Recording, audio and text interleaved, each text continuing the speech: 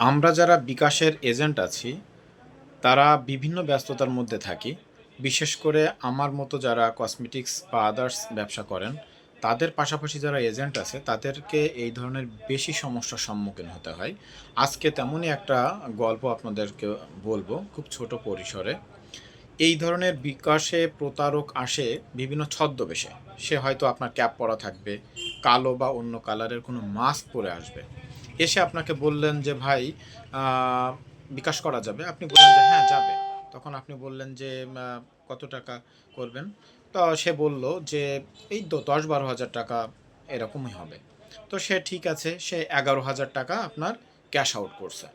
করার পরে আপনি তার টাকাটা দিয়ে দিলেন। দিয়ে আপনি অন্য একটা কাজে ব্যস্ত, বা আপনি হচ্ছে যে ওনার কাছ থেকে চোখটা একটু সরাইছেন।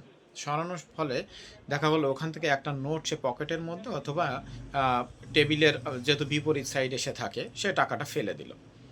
তখন সে টাকাটা গুনল। গোনার ফলে দেখল ৳১০,০০০ টাকা। কি ব্যাপার? ভাই, এখানে তো ৳১০,০০০ টাকা আছে। আমি তো ক্যাশ আউট করছি ৳১১,০০০ টাকা। আপনি ৳১০,০০০ টাকা কেন দিলেন? বলছে, "না, না, আমি তো ৳১১,০০০ টাকাই দিছি। আপনি ভালোভাবে গুনেন।" তখন সে বলছে যে, "না, না, দেখেন ভাই, আমি তো কোথাও যাই নাই, এখানেই আছি।" তো সে ওই সময় আপনি গুনে দেখলেন যে ৳১০,০০০ টাকা।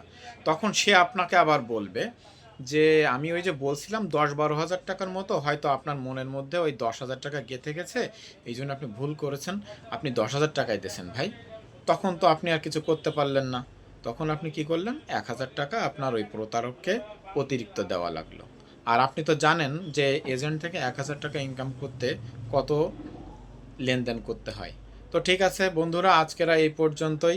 অন্য কোনো একটা দিন অন্য একটা কোনো বিষয় নিয়ে আমি আলোচনা করব। সবাই ভালো থাকবেন।